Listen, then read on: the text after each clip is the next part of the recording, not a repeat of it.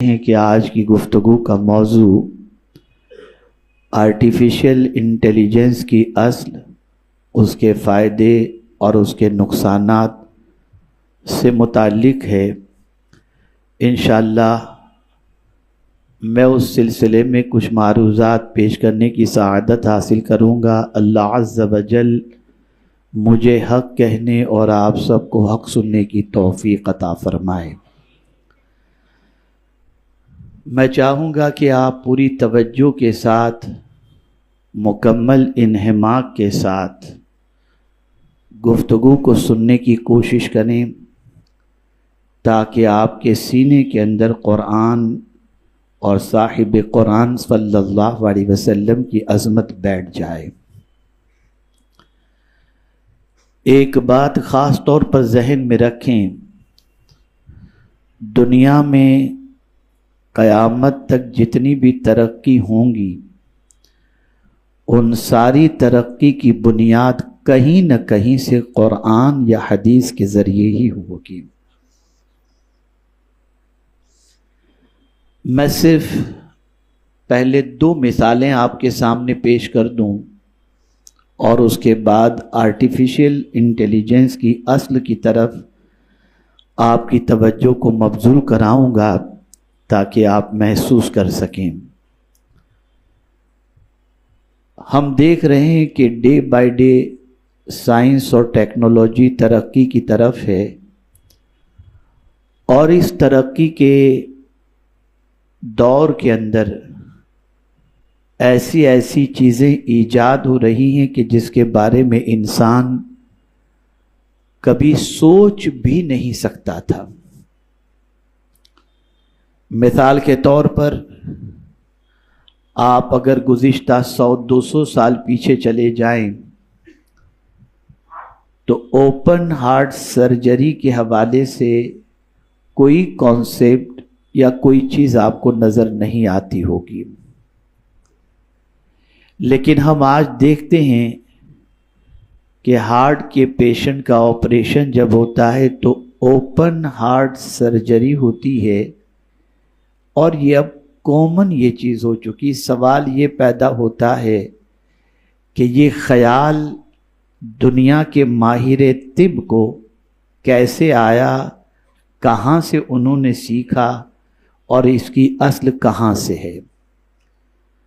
تو میرے پیارے آقا صلی اللہ علیہ وسلم کے پیارے دیوانو، رسول رحمت صلی اللہ علیہ وسلم کو اللہ رب العزت جل جلالہ نے جب سفر معراج سے مشرف کرنا چاہا تو پہلے سرکار صلی اللہ علیہ وسلم کا شق صدر کیا، یعنی سینہ چاک کیا، اس میں سے کچھ نکالا گیا، کچھ رکھا گیا، اور پھر حضور صلی اللہ علیہ وسلم نے معراج کا سفر فرمایا۔ دنیا کو یقین ہو گیا کہ سینہ کھولا بھی جا سکتا ہے، کچھ نکالا بھی جا سکتا ہے، اور کچھ رکھا بھی جا سکتا ہے۔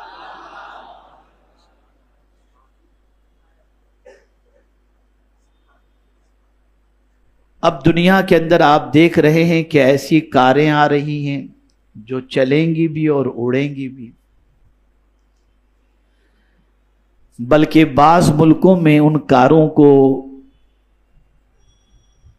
پیش بھی کیا گیا، ان کے شو بھی دکھائے گئے، اور شاید کہ چائنا وغیرہ کے اندر ان کاروں کا رواج بھی شاید کہ شروع ہو چکا ہے۔ سوال یہ پیدا ہوتا ہے کہاں سے انہیں یہ عقل آئی، کہاں سے انہوں نے سیکھا کہ ایسی بھی کار بنائی جا سکتی ہے جو چلے بھی اور اڑے بھی؟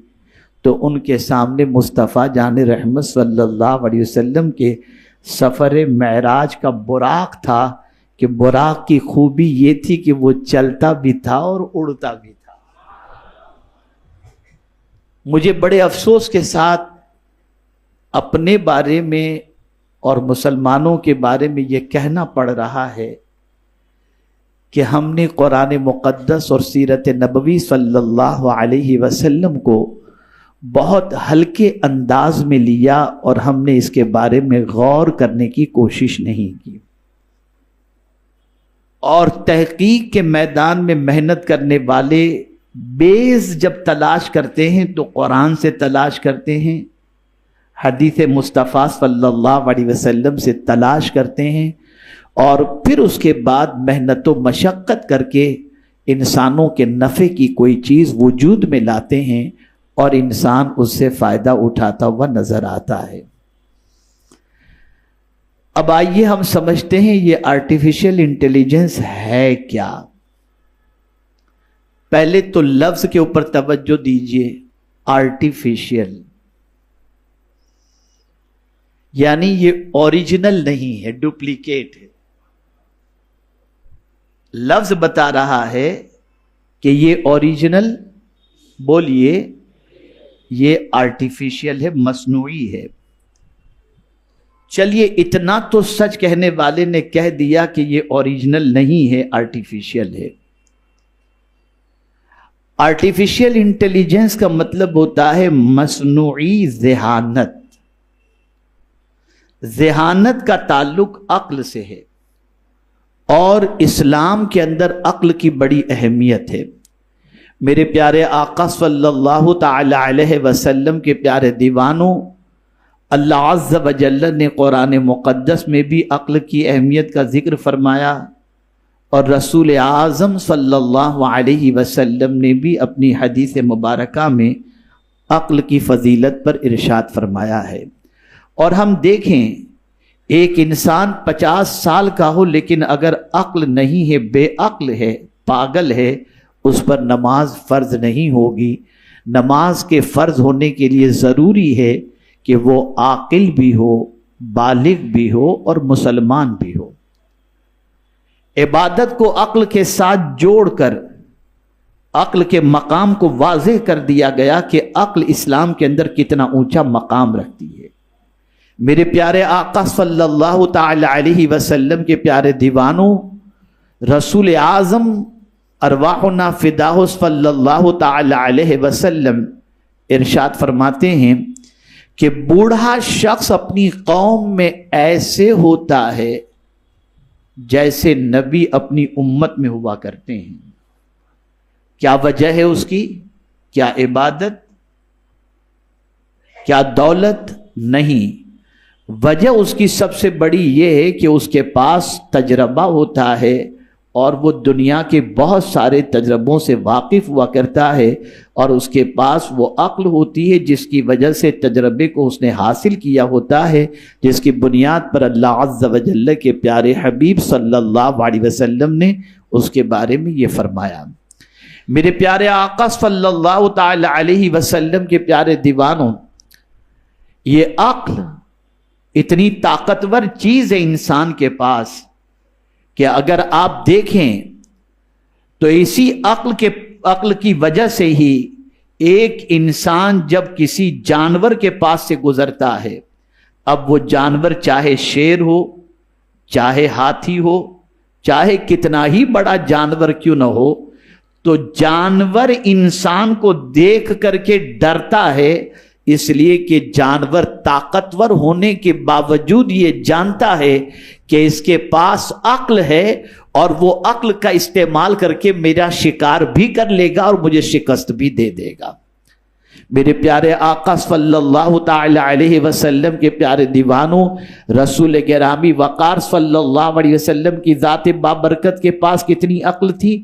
سارے انسانوں کی عقل ایک طرف رکھ دیں اور محمد عربی صلی اللہ علیہ وسلم کی عقل کا مقام سارے انسانوں کی عقل کے مقابلے میں بہت زیادہ ہے۔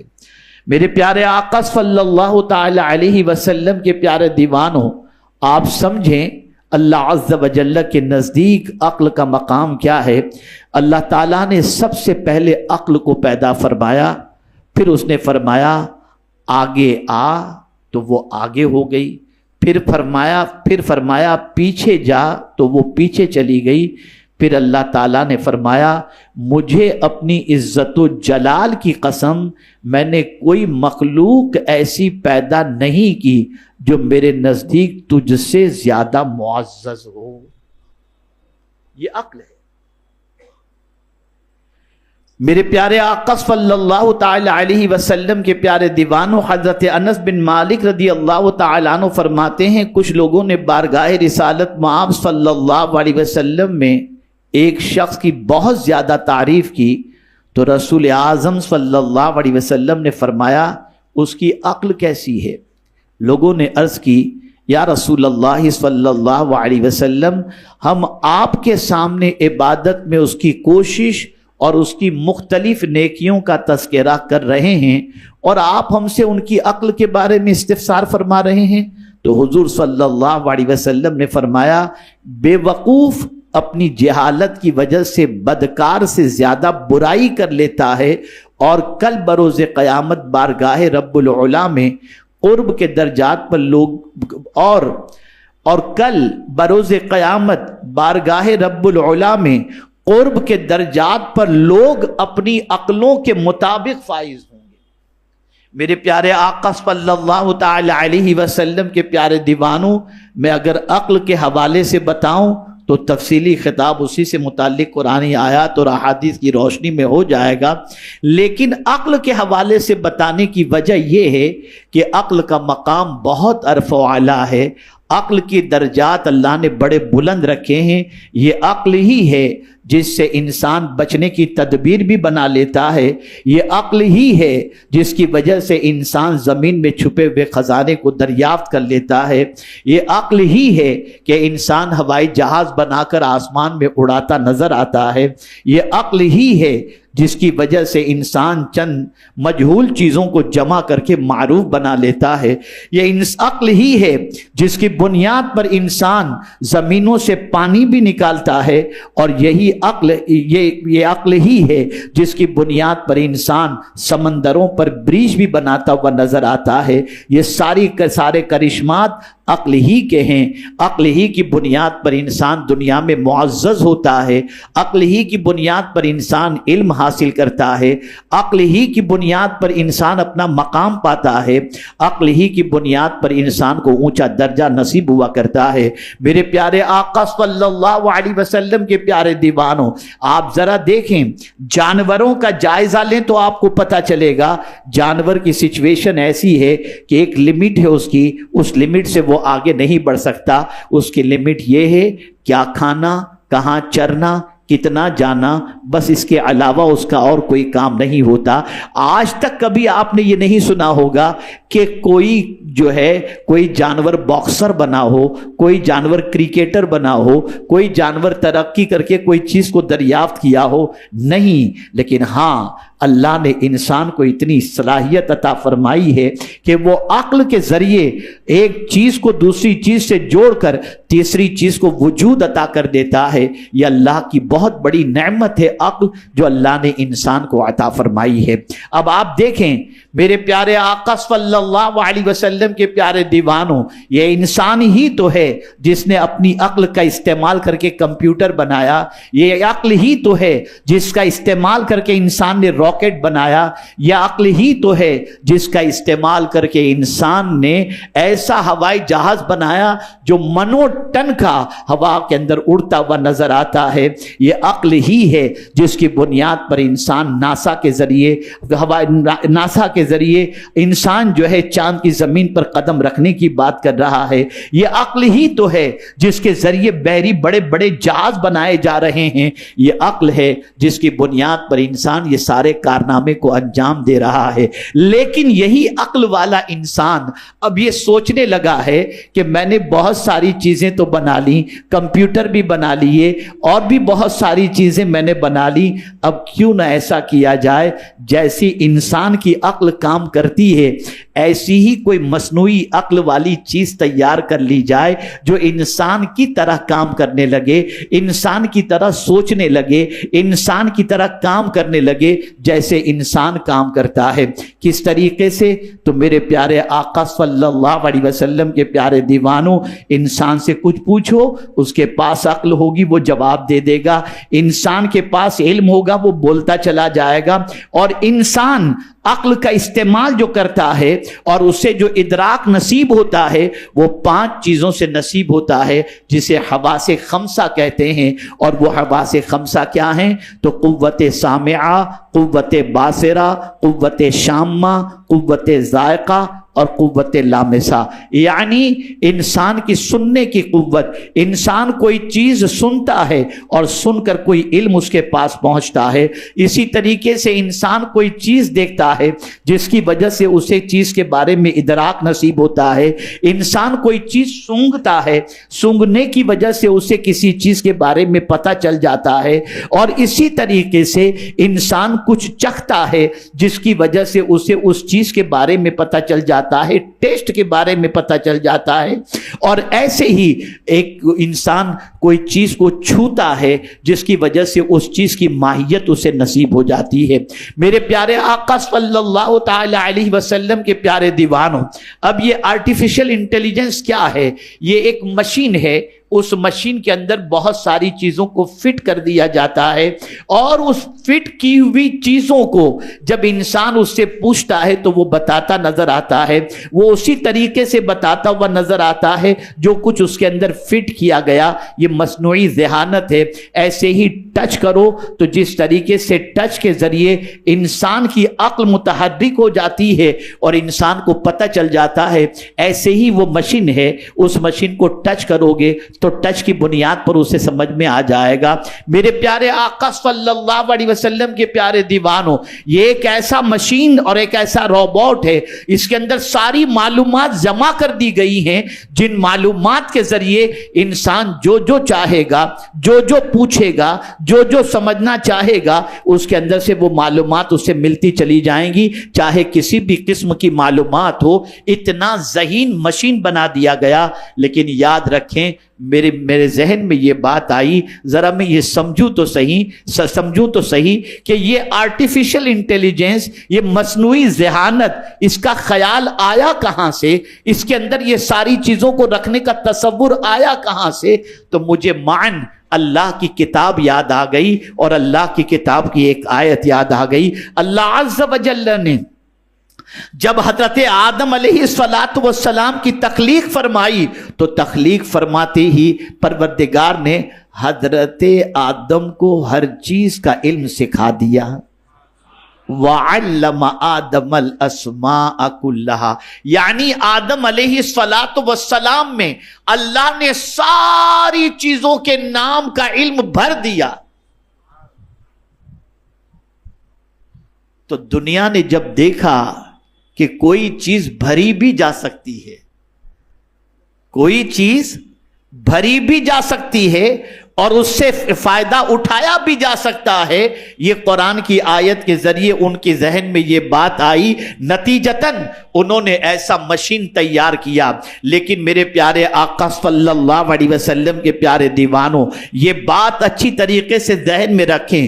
وہاں سے ملنے والی ہر بات صحیح ہے یا غلط، اس کو آپ کو نہیں سمجھ میں آئے گا اگر ہم نے اس کی طرف توجہ دی اور ہمارے ہر مسئلے کا حل ہم نے آرٹیفیشل انٹیلیجنس کے ذریعے حل کرنا شروع کیا.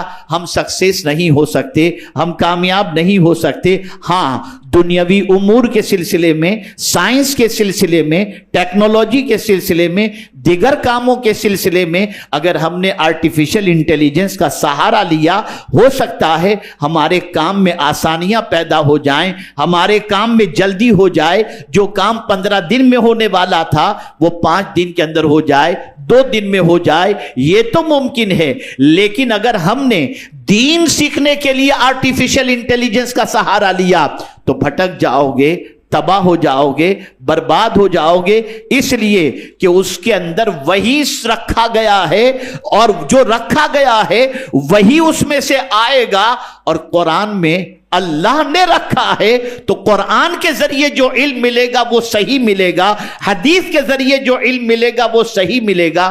تو میرے پیارے آقا صلی اللہ علیہ وسلم کے پیارے دیوانوں، آرٹیفیشل انٹیلیجنس سے آپ دنیا کی دوسری چیزوں کے سلسلے میں فائدہ اٹھا سکتے ہیں، لیکن جب دین کی بات آئے تو آپ کو قرآن سے رجوع کرنا ہوگا، حدیث سے رجوع کرنا ہوگا، مصطفیٰ پیارے صلی اللہ علیہ وسلم کے نائبین سے رجوع کرنا ہوگا. ہوگا اور وہاں سے دین سیکھنا ہوگا۔